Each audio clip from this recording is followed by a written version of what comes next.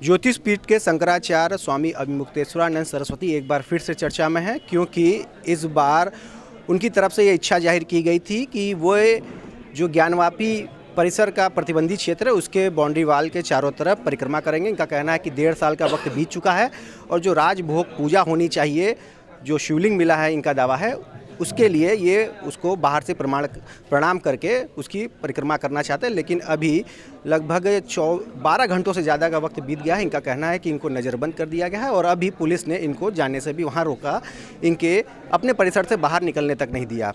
इस बारे में ज़्यादा कुछ जानने के लिए हमारे साथ शंकराचार्य जी मौजूद हैं। क्यों आप, सबसे बड़ा सवाल है, क्यों परिक्रमा करना चाह रहे हैं जब जान रहे हैं कि सारा मामला कोर्ट में अभी विचाराधीन है? भाई, कोर्ट में विचाराधीन है। कोर्ट में हम स्वयं गए हैं और हमने कहा है कि वहाँ पर जो भगवान प्रकट हुए हैं शिवलिंग, उनकी पूजा अर्चना होनी चाहिए प्रतिदिन। भगवान को पूजा से तो वंचित नहीं किया जा सकता ना। देखिए, अगर आपके बारे में या हमारे बारे में कोर्ट में कोई विचार चले तो जब तक विचार चलेगा तब तक हमको नहाने से, खाने से तो नहीं रोका जा सकता ना। ऐसे ही अगर वहाँ पर कोई शिवलिंग है, उसके बारे में विचार हो रहा है, तो जब तक विचार हो रहा है तब तक उसको स्नान और भोजन का तो, भोग का तो अवसर मिलना चाहिए। तो इस अर्जी को लेकर के हम 1.5 साल से कोर्ट में जूझ रहे हैं। अभी तक तारीख पे तारीख मिल रही है, सुनवाई नहीं की जा रही है, जबकि ये ऐसा मामला है कि उसी दिन सुन करके इस पर निर्णय कर लेना चाहिए। अगर न्यायालय ये मानता है कि नहीं, ये नहीं अवसर देना है, तो खारिज कर दे, ताकि हम ऊपर कोर्ट में जा करके अपनी बात कह सकते हैं। खारिज भी नहीं कर रहे हैं। 1.5 साल का समय बीत गया ऐसे मुद्दे पर जिसका उसी दिन सुनवाई होनी चाहिए थी, इमरजेंसी था। तो ऐसी परिस्थिति में हमने सोचा कि अब हम चलते हैं परिक्रमा करके। आप जो परिसर आपने बैरिकेड से रोक दिया है उसके अंदर नहीं जाएंगे, बाहर से ही परिक्रमा करके प्रणाम दूर से कर लेंगे, दूर से ही उस भवन को निहार लेंगे, निहार करके अपनी श्रद्धा अर्पित कर देंगे। तो उतना भी करने से हमको रोका जा रहा है, मूल बात ये। तो कब से आपको अपने इस मठ के बाहर जाने से रोका गया है? देखिए, हमको तो कल ही कह दिया गया था कि आप नहीं जाइए, और हमने कहा कि भाई आप हमको रोकने का कारण बता दीजिए। तो रोकने का कारण भी नहीं बता रहे हैं और रोक रहे हैं। रात को 2 बजे से पुलिस ने मठ को घेर रखा है, अभी तक भी घेरे हुए हैं। अभी जब हम लोग निकल रहे थे तो आपने देखा कितनी सारी पुलिस आकर के खड़े हो गए, बिल्कुल बाहर निकलने ही नहीं दिए। महाराज जी, ऐसा क्यों ऐसा हो रहा है? जहां एक तरफ कहा जा रहा है कि एसआई सर्वे पूरी तरह से मंदिर पक्ष में जो दावे हैं उसको मजबूती दे रहा है और सनातनियों की जीत की बात बताई जा रही है, तो आपको क्यों लग रहा है कि सिर्फ आपको ही रोका जा रहा है? आपका ही केस क्यों विलंबित हो रहा है, या आपको आगे इसमें पहल करने क्यों नहीं दिया जा रहा है? इसके पीछे क्या कारण लग रहा है? अब देखिए, अब अनुमान करना सही नहीं है, कोई तो कारण होगा ही। तो लेकिन हम तो अपने व्यक्तिगत कारण से नहीं कर रहे हैं, सनातन धर्मी समाज की ओर से जो बातें हैं वो उठा रहे हैं, शास्त्र की बात उठा रहे हैं, अपने हिंदुओं की भावनाओं को हम उठा रहे हैं, और हमारी व्यक्तिगत भावना भी उसी तरह की है, इसलिए व्यक्तिगत भी उसी रूप में है।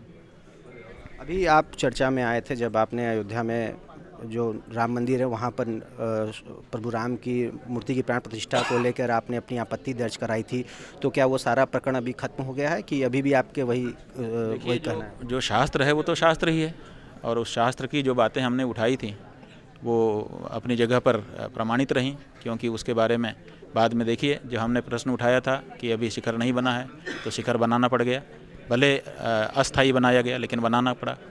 इसी तरह से हमने कहा था कि जो रामलला विराजमान हैं उनको गर्भगृह से वंचित नहीं किया जा सकता, तो उनको भी वहाँ विराजमान करना ही पड़ा। और भी जो प्रश्न धार्मिक उठाए थे उनको किसी रूप में तो माना ही गया है। तो हमने तो किसी ईर्ष्या द्वेष से, किसी दूसरे कारण से आपको बहुत विरोध का भी सामना करना पड़ा। विरोध तो देखिए, आजकल ऐसा हो गया है ना कि बहुत से लोग बात के मर्म को समझते नहीं है। वो सोचते हैं कि हमारे नेता के विपक्ष में हैं। वो लोग क्या करते हैं कि जैसे कबड्डी का खेल होता है तो एक लाइन खींच के या तो इधर रहो या तो उधर रहो, बीच में नहीं रह सकते। हमारा तो हम ना इधर रह सकते ना उधर रह सकते, क्योंकि राजनीति हमारा काम नहीं है। हम तो धर्माचार्य हैं, तो धर्म का जो दृष्टिकोण होगा उसी दृष्टिकोण से हमको बोलना पड़ेगा। तो हमारी समस्या ये है कि जब हम गंगा का आंदोलन करते हैं तो हम भाजपाई घोषित हो जाते हैं कांग्रेसी लोगों के द्वारा, और जब राम मंदिर के बारे में शास्त्रीय प्रश्न खड़ा कर देते हैं तो कांग्रेसी हो जाते हैं।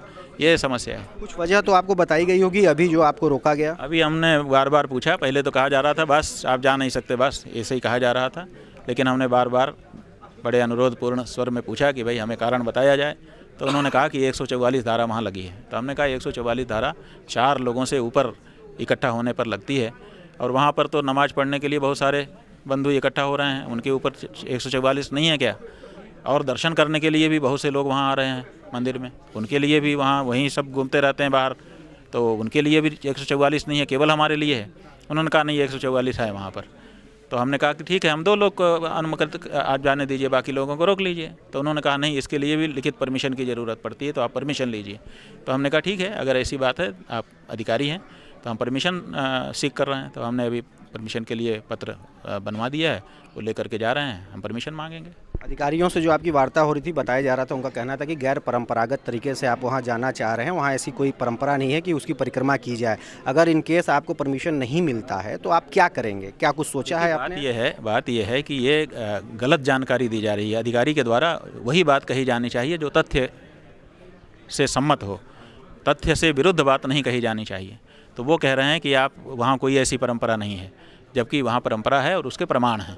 तो हम वो सब प्रमाण आवश्यकता पड़ी तो सामने रखेंगे कि क्या करेंगे, अगर क्या करेंगे? जब से वहाँ पर हमारे साथ जोर ज़बरदस्ती हुई है, तब से ही हम वहाँ पर परिक्रमा करते रहे हैं और अपना दावा रखते रहे हैं। क्या करेंगे अगर आपको अनुमति नहीं मिलती है? पहले तो हमने अनुमति के लिए कहा है, अब उन्होंने कहा कि 144 धारा में भी 2 लोगों के जाने के लिए भी अनुमति की ज़रूरत पड़ती है। तो कानून तो हमने नहीं देखा, क्योंकि अधिकारी थे, तो हमने समझा कि भाई ये कानून सम्मत ही बोल रहे होंगे, तो हमने मान लिया उनकी बात। अब हम अनुमति के लिए पत्र भेज रहे हैं। अब जब वो उसको मानेंगे तो हम उनके साथ जाकर के परिक्रमा कर लेंगे, जैसा कि हमारा अभिमत है। और अगर वो खंडित करेंगे तो उसका कारण भी बताएंगे, जो कारण होगा उसी आधार पर हमको आगे का निर्णय करना। फिर भी आप क्या करेंगे? अगर जैसे कि बहुत सारे लोग यहाँ से अन्न भी त्याग दिए हैं, जब तक वहाँ पे विश्वनाथ मंदिर नहीं बन जाता है, तो बहुत सारे लोग अपने अपने तरह से प्रयास कर रहे हैं, तो आप क्या करेंगे? तो स्वाभाविक है, बहुत से लोग अपना अपना, देखिए कोई अन्न त्याग रहा है, कोई कुछ त्याग कर रहा है, इसका मतलब है कि लोगों की बड़ी भावना है। हमारे स्वामी जितेंद्रानंद जी हैं, उन्होंने घोषणा कर दी है कि जब तक ये अवसर हमको वहाँ पर पूजा पाठ का नहीं मिल जाता, तब तक हम अन्न नहीं खाएंगे। इसका मतलब क्या है? इसका मतलब है कि गहरी भावना लोगों की जुड़ी हुई है। ये सब जो क्रियाकलाप हैं वो बताते हैं कि लोगों की गहरी भावना उस स्थान के प्रति है। अगर आपके विरोध में कोई फैसला आता है, आपको नहीं जाने दिया था, तो आप क्या करेंगे? नहीं, हमारे विरोध में फैसला कैसे हो सकता है? मनमाना है क्या कि कोई भी कुछ भी फैसला कर देगा? क्या करेंगे? जो फैसला करेगा उसमें कारण तो बताना पड़ेगा। आंदोलन वगैरह भाई हम वहाँ परिक्रमा करना है, हमको, हम परिक्रमा करेंगे और जो कारण बताया जाएगा वो कारण जेन्युइन होना चाहिए। जेन्युइन होगा तो हम मान लेंगे, और जेन्युइन नहीं होगा तो उसको खंडन करने के लिए हम लड़ाई लड़ेंगे। तो ये थे हमारे साथ ज्योतिष पीठ के शंकराचार्य स्वामी अभिमुक्तेश्वरानंद सरस्वती, जो अभी हाल ही में चर्चा में आए अयोध्या राम मंदिर में प्रभु राम की मूर्ति की प्राण प्रतिष्ठा को लेकर। तो अब काशी विश्वनाथ में इनकी ये मांग है कि इनको ज्ञानवापी परिसर के बाहर परिक्रमा करने दिया जाए, और अगर ऐसा नहीं होने दिया जाता तो इनकी लड़ाई आगे लंबी चलने वाली है। रोशन जायसवाल, वाराणसी।